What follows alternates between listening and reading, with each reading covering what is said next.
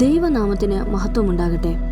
പ്രിയ സഹോദരങ്ങളെ, എല്ലാ ദിവസവും വൈകുന്നേരം നിങ്ങളുടെ കുടുംബം ഒന്നിച്ചിരുന്ന് വളരെ ഭക്തിയോടെ പ്രാർത്ഥിക്കാറുണ്ടോ?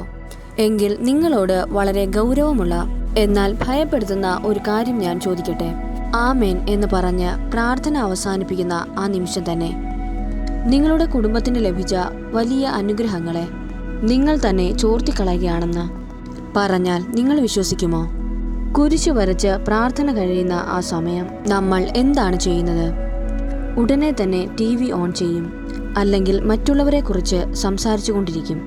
സഹോദരങ്ങളെ, പ്രാർത്ഥനയ്ക്ക് ശേഷം പാലിക്കേണ്ട വലിയൊരു നിശബ്ദതയുണ്ട്. അതാണ് നിങ്ങളുടെ കുടുംബത്തിൻ്റെ സമാധാനം കാത്തു സൂക്ഷിക്കുന്ന ഏറ്റവും വലിയ ആത്മീയ കോട്ട. പ്രാർത്ഥന കഴിഞ്ഞ ഉടനെ നിശബ്ദരായിരിക്കുന്നതിന് പകരം നമ്മൾ സംസാരിക്കുമ്പോൾ വലിയൊരു ശാപദൃഷ്ടിയെയും അസൂയയുടെ പൈശാചിക അരൂപികളുടെയും നമ്മൾ നമ്മുടെ ഭവനത്തിലേക്ക് ക്ഷണിച്ചു വരുത്തുകയാണ്. നിങ്ങൾ ഇത്രയും നേരം പ്രാർത്ഥിച്ച് നേടിയെടുത്ത ആ വലിയ ദിവ്യകൃപകൾ നിങ്ങളുടെ ഭവനത്തിൽ വേരുറപ്പിക്കുന്നതിന് മുൻപേ തന്നെ വാടിപ്പോകാൻ ഈ സംസാരം കാരണമാകുന്നു. പ്രാർത്ഥനയ്ക്ക് ശേഷമുള്ള മൗനത്തെക്കുറിച്ച്, അതുമായുള്ള വലിയ രഹസ്യങ്ങളും ആ സമയം സംസാരിക്കുന്നത് എത്ര വലിയ പാപമാണെന്നും ബൈബിൾ വചനങ്ങളുടെ വെളിച്ചത്തിൽ ഇന്ന് നമ്മൾ തുറന്നു കാണിക്കാൻ പോകുകയാണ്. വീഡിയോ മുഴുവനായും ശ്രദ്ധയോടെ കാണുക. ഈ വലിയ ആത്മീയ സത്യങ്ങളിലേക്ക് കടക്കുന്നതിന് മുൻപ് പ്രാർത്ഥനയിലൂടെ ദൈവം നൽകുന്ന അനുഗ്രഹങ്ങൾ അശ്രദ്ധ കൊണ്ട് നഷ്ടപ്പെടുത്തില്ല എന്ന് തീരുമാനിച്ച സകലരും ഈ നിമിഷം തന്നെ താഴെ കമൻറ്റ് ബോക്സിൽ വലിയൊരു വിശ്വാസത്തോടെ ഇങ്ങനെയൊന്ന് എഴുതുക: കർത്താവെ, പ്രാർത്ഥനയിലൂടെ ലഭിക്കുന്ന ദിവ്യകൃപകളെ നിശബ്ദതയാൽ കാത്തുസൂക്ഷിക്കാൻ എനിക്ക് കൃപ നൽകണമേ. നിങ്ങളുടെ ഈ പ്രാർത്ഥന നിങ്ങളുടെ അനുഗ്രഹങ്ങളെ സംരക്ഷിക്കുന്ന വലിയൊരു കവചമായി മാറട്ടെ. ഒന്നാമതായി, പ്രാർത്ഥന കഴിഞ്ഞ ഉടനെ തന്നെയുള്ള സംസാരം എങ്ങനെയാണ് ശാപങ്ങളെ ക്ഷണിച്ചു വരുത്തുന്നത് എന്ന് നമുക്ക് നോക്കാം. നിങ്ങൾ പ്രാർത്ഥിക്കുന്ന സമയത്ത് പിശാച് നിങ്ങളെ തടസ്സപ്പെടുത്താൻ ശ്രമിക്കും. എന്നാൽ അതിനേക്കാൾ ഉപരി നിങ്ങളുടെ പ്രാർത്ഥന കഴിഞ്ഞ ഉടനെ ആ അനുഗ്രഹങ്ങളെ മോഷ്ടിച്ചുകൊണ്ടു പോകാനാണ് പിശാച് ഏറ്റവും കൂടുതൽ കാത്തിരിക്കുന്നത്. യാക്കോബിൻ്റെ ലേഖനം 1:26 ദൈവവചനം വളരെ കൃത്യമായി നമ്മോട് പറയുന്നു: താൻ ദൈവഭക്തനാണെന്ന് ഒരുവൻ വിചാരിക്കുകയും തൻ്റെ നാവിനെ നിയന്ത്രിക്കാതെ സ്വന്തം ഹൃദയത്തെ വഞ്ചിക്കുകയും ചെയ്താൽ അവൻ്റെ ഭക്തി വ്യർത്ഥമത്രേ. സഹോദരങ്ങളെ, നിങ്ങൾ കുടുംബമായി ഇരുന്ന് പ്രാർത്ഥിക്കുമ്പോൾ അവിടെ സ്വർഗം തുറക്കുകയും ദൈവം തൻ്റെ വലിയ അനുഗ്രഹങ്ങൾ നിങ്ങളുടെ കുടുംബത്തിലേക്ക് ചൊരിയുകയും ചെയ്യുന്നു.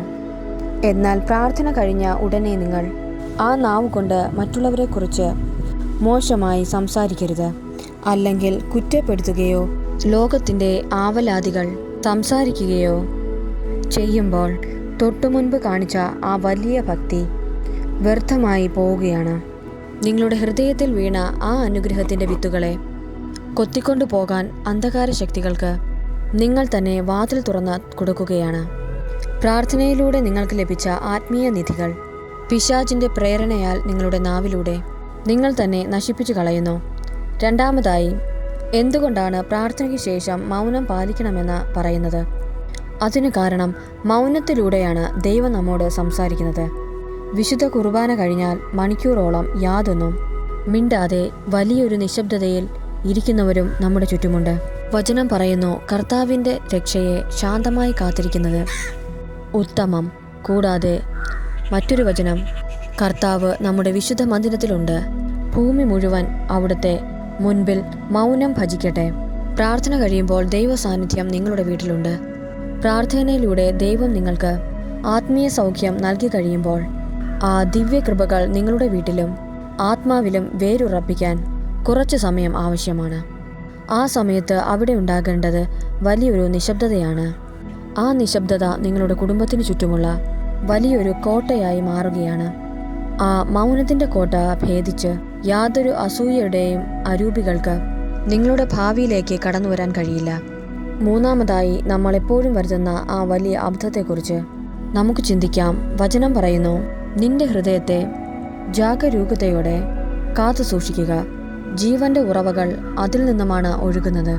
ആമേൻ എന്ന് പറയുമ്പോൾ നമ്മൾ ദൈവത്തിൻ്റെ കരങ്ങളിൽ എല്ലാം സമർപ്പിച്ചു എന്നാണ്. എന്നാൽ ആ വാക്കു പറഞ്ഞ ഉടനെ ലോകത്തിൻ്റെ മോഹങ്ങളിലേക്ക് തിരികെ പോകുമ്പോൾ ജീവന്റെ ഉറവയായ ആ അനുഗ്രഹങ്ങളെ ഹൃദയത്തിൽ കാത്തുകൊള്ളാൻ നമ്മൾ മറന്നു പോകുന്നു. പൈശാചിക ശക്തികൾ ആ സമയം നമ്മുടെ മനസ്സിലേക്ക് അനാവശ്യ ചിന്തകളിട്ട് കൊടുക്കും. നമ്മൾ ദൈവത്തോട് പറയുന്നത് എനിക്ക് ഈ പ്രാർത്ഥനയേക്കാൾ വലുത് മറ്റ് ലോകകാര്യങ്ങളാണ് എന്നാണ്. വിശുദ്ധമായ ഒരു പുണ്യ നിമിഷത്തെ യാതൊരു വിലയുമില്ലാത്ത ഒരു സാധാരണ ചടങ്ങ് പോലെ നമ്മൾ മാറ്റുകയാണ്. നിങ്ങളുടെ വീട്ടിലെ സമാധാനം നഷ്ടപ്പെടുന്നത് ഈ ശ്രദ്ധയില്ലായ്മ കൊണ്ടാണെന്ന് നിങ്ങൾ മനസ്സിലാക്കുക. നിങ്ങൾ പ്രാർത്ഥിക്കുന്നുണ്ട്, എന്നാൽ ആ പ്രാർത്ഥനയുടെ ഫലം നിങ്ങൾക്ക് ലഭിക്കുന്നില്ല. കാരണം അത് സൂക്ഷിക്കാൻ നിങ്ങളുടെ ഹൃദയം പാകപ്പെട്ടിട്ടില്ല. എങ്കിൽ സഹോദരങ്ങളെ, ഇന്നു മുതൽ നമ്മുടെ വീടുകളിൽ നമ്മൾ എന്തു ചെയ്യണം? സങ്കീർത്തനം 46:10 വളരെ വ്യക്തമായി പറയുന്നു, ശാന്തമാകുക, ഞാൻ ദൈവമാണെന്നറിയുക. ഒരു വലിയ മാറ്റം നിങ്ങളുടെ കുടുംബത്തിൽ കൊണ്ടുവരിക. ഇന്ന് വൈകുന്നേരം പ്രാർത്ഥന കഴിഞ്ഞ് ആമേൻ പറഞ്ഞതിനു ശേഷം ആരും എഴുന്നേറ്റ് പോകരുത്. അവിടെ തന്നെ മുട്ടുകുത്തിയിരുന്ന് 2-3 മിനിറ്റ് അവിടെ ഇരിക്കുക. ആരും പരസ്പരം ഒന്നും മിണ്ടരുത്. ആ 2 മിനിറ്റ് നേരം കണ്ണടച്ച് ദൈവം നൽകിയ സമാധാനം നിങ്ങളുടെ ഹൃദയത്തിലേക്ക് ഒഴുകിയിറങ്ങുന്നത് അനുഭവിക്കുക. ആ പുണ്യ നിമിഷങ്ങളെ ലോകത്തിൻ്റെ ബഹളങ്ങളിൽ നിന്ന് മാറ്റി നിർത്തുക. നിങ്ങൾ അങ്ങനെ ചെയ്യാൻ തുടങ്ങുന്ന സമയം മുതൽ നിങ്ങളുടെ സാഹചര്യത്തിൻ്റെ അന്തരീക്ഷം മാറുന്നതിൻ്റെ ഫലം നിങ്ങൾക്ക് കാണാൻ കഴിയും. നിങ്ങളുടെ ആ നിശബ്ദത നിങ്ങളുടെ ഭവനത്തിൽ വലിയൊരു മാറ്റം കൊണ്ടുവരും. ഭവനത്തിനു മേലുള്ള സകല ശാപദൃഷ്ടികളും എടുത്തുകളയും. ശാപത്തിനു മേലുള്ള ഏറ്റവും വലിയ പരിചയായി മാറും. സഹോദരങ്ങളെ, ദൈവം നമുക്ക് നൽകുന്ന നിധികൾ കാത്തു സൂക്ഷിക്കേണ്ടത് നമ്മുടെ ഉത്തരവാദിത്തമാണ്. ഈ കേട്ട വചനത്താൽ നമുക്ക് ദൈവം നൽകിയ ആ വലിയ നിധികളെ കാത്തു സൂക്ഷിച്ചുകൊണ്ട് ദൈവത്തിൻ്റെ പാതയിൽ നടക്കാം.